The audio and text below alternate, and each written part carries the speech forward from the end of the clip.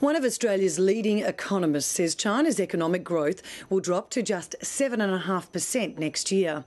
Bill Evans, chief economist at Westpac, says while all eyes are on Europe, Australia needs to watch Beijing. He also expects the Reserve Bank to continue cutting interest rates and says most major economies will experience slower growth in the new year.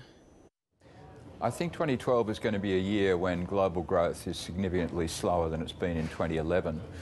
We reduced our growth forecast for 2012 to 2.8% from 3.2%. Bear in mind the IMF is currently at 4% and the Reserve Bank and the government are at 3.5%. So the pace of global growth will be really important. And the reasons why we've lowered our growth forecast is firstly China.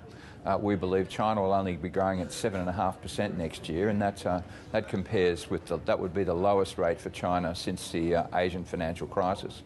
We've got Europe contracting by 1%, and for Australia itself, we have them growing by 3%, which is 1% less than the Reserve Bank is forecasting. So I think the first thing to watch is going to be how the markets respond to a definitely weaker global economy next year. Now, what about Europe and the Eurozone? Is Europe still on the brink of collapse? Our view there is that next year will be a year of very strong policy stimulus. In the case of the US, we would expect to see quantitative easing. And in the case of Europe, I expect that at some point the European Central Bank will adopt a quantitative easing policy. That will have a huge impact upon confidence. It will improve people's assessments about the ability of the European countries, the ones under stress, to finance their new issuance of debt. And I think that will be a major turning point. Without that policy adjustment, the European situation looks very difficult indeed. So what does this mean for Australia? Well, Australia will be operating in a weaker world economy. Australia will be particularly impacted by a slowdown in China. So I would expect that we will see policy stimulus here as well. I expect the Reserve Bank to continue to cut interest rates. That will be an absolutely critical aspect of next year. So around 3% growth. It's a better number than we're expecting for the other major economies.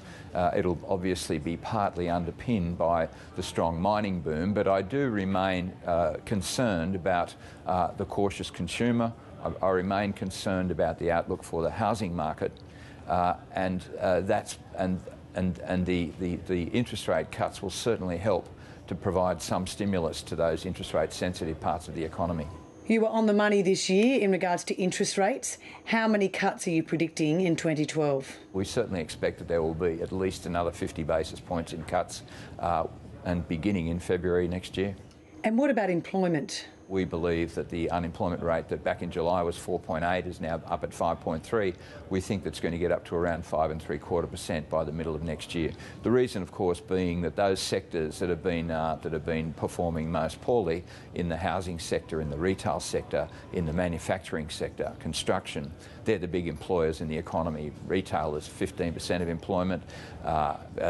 Construction is 10%, manufacturing is 10%, and mining is only 2% of employment. So if you have this rebalancing of the economy, it's very likely that the labour market will be the one that will suffer the most.